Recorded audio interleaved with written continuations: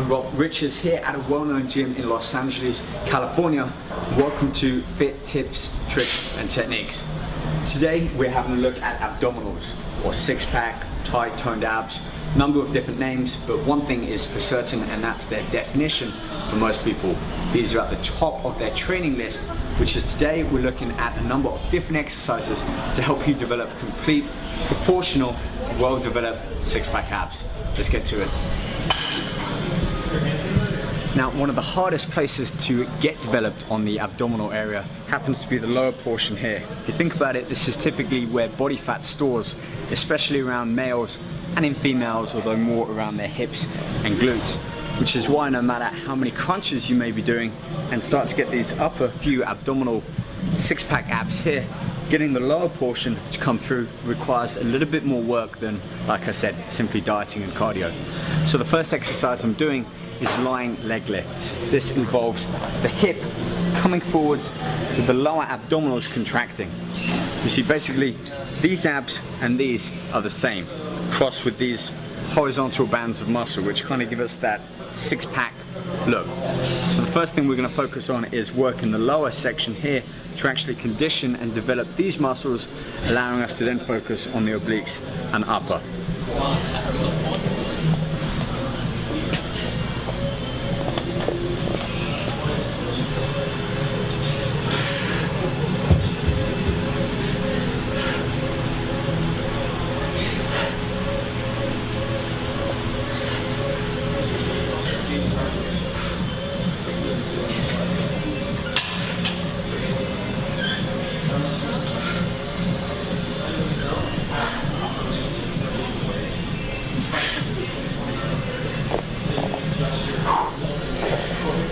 Let's break this exercise down and have a look at the tips and some of the techniques involved with this movement. Firstly, my legs are kept fixed. I'm not bending at the knee, although if you find straight leg lifts a little bit too difficult to start on, keep the legs permanently bent and then just focus on bringing the knees closer towards the shoulders as you contract the abs. Secondly, breathing. You may have heard me, I'm breathing all the air out of the lungs, so I'm contracting my abs before I get to that peak of the movement. So combine them, I really start to involve and engage the lower area of the abdominal structure. So it's this breathing combined with that very focused small range movement, but actually engaging the muscle rather than swinging back and forth. If you're just starting off, 10, 12, 15 reps is a great number to aim for. If you want to start off in this exercise but your training intensity is already up here, aim for anywhere of 20 to 30 repetitions, again really focusing on that deep contraction. Alright, next up I want to show a variation to this to be able to step you up to that next level, allowing baby steps as you progress in your ab development. Alright, to allow us to be a little bit more focused on this exercise, again, not overloading the lower abdominals but keeping them a little bit more focused in that movement. I've got a small Swiss ball, this is about 55 centimeters. I'm just going to lie down, same movement again, but lock my heels around the ball to keep that leg position absolutely fixed.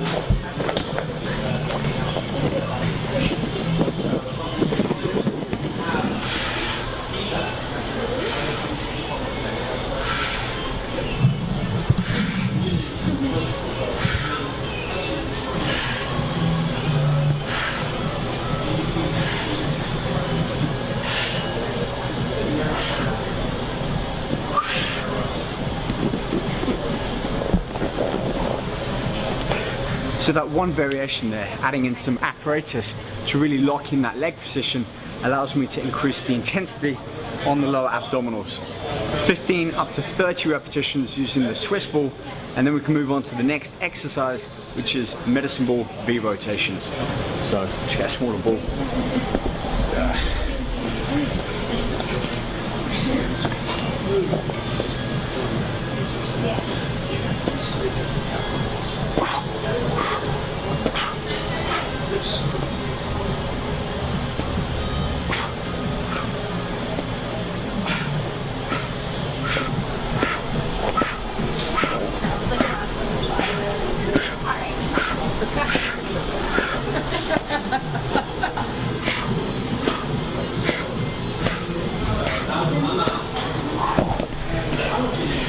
already that's starting to take my breath away.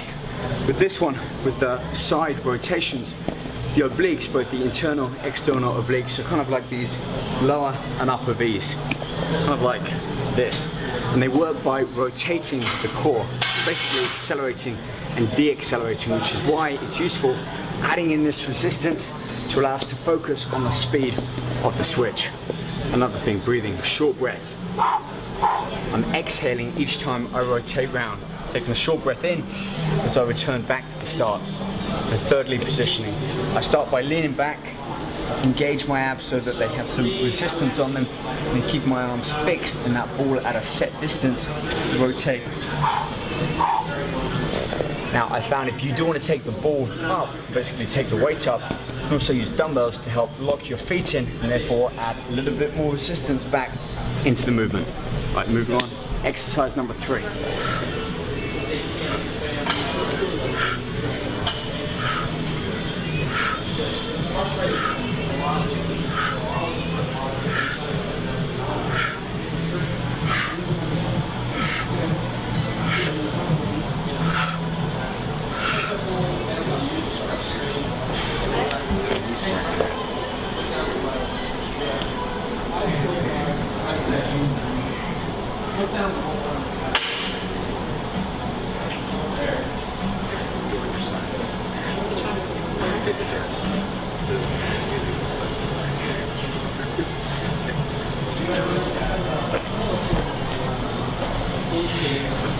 Right, so let me explain.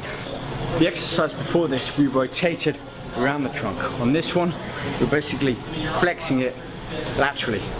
Now granted, that does tend to work the erector spinae, the thicker part of the lower back, but as you can see with the breathing, I'm really contracting and engaging the obliques on that top side.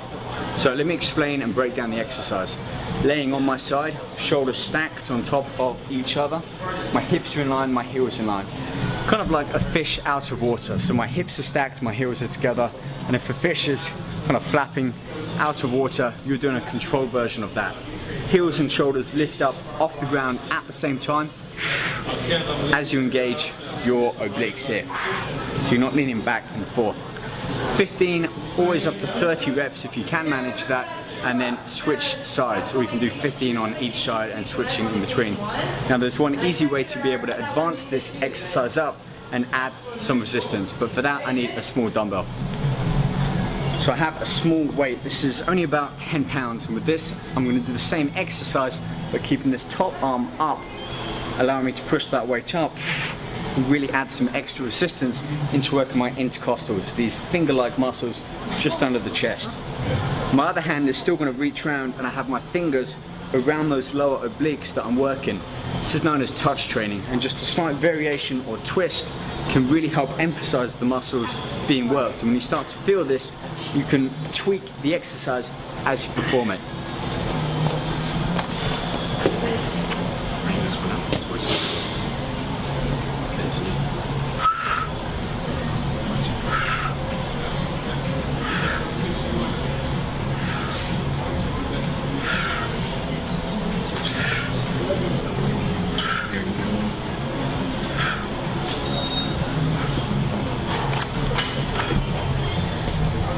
I may have included these exercises in what you can consider as the beginner abdominal circuit, but by adding in enough resistance, you're changing one of those factors enough to really make this quite an advanced exercise.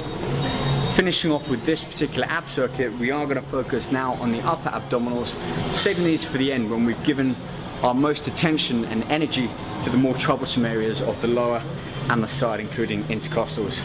So I'm going to put the dumbbell back and I'll see you back over here with the bench for my double abdominal crunch. Right, so last exercise, double crunch to engage both the lower and the upper, both contracting at the same time. So we all know how a standard crunch goes, or sit up. Arms usually, hands by your temple. You breathe out, contract the abs, and the shoulders lift up about 2 inches off the floor. We're going to do the same thing but replicate that movement with the hips, kind of like on that first exercise with the lying leg lift, so that the hips and the shoulders come together as we breathe out and contract. Quite a powerful movement, especially for developing some thickness to the abdominal structure.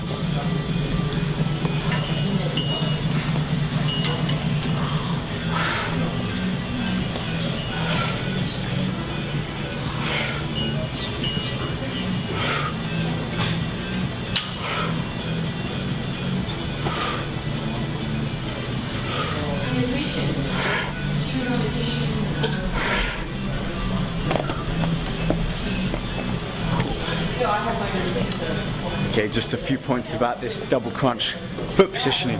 I have my feet, or my heels rather, on this bench here, allowing me to keep a right angle at my knees and my hips. Therefore, I'm adding a little bit of weight, basically my legs, over that lower abdominal portion, so that as I breathe out, contract the abs, bring my shoulders and my knees up to try and meet at the same point and getting that maximal contraction in the abdominal region. If you can, 15-20 repetitions upwards. And if you're hitting 20, you might want to add some resistance in, either keeping that dumbbell that I just put back, arms locked out, pushing it straight up, or a medicine ball. So as you can see, when it comes to getting six-pack abs, it's a lot more than simply cardio and lack of food.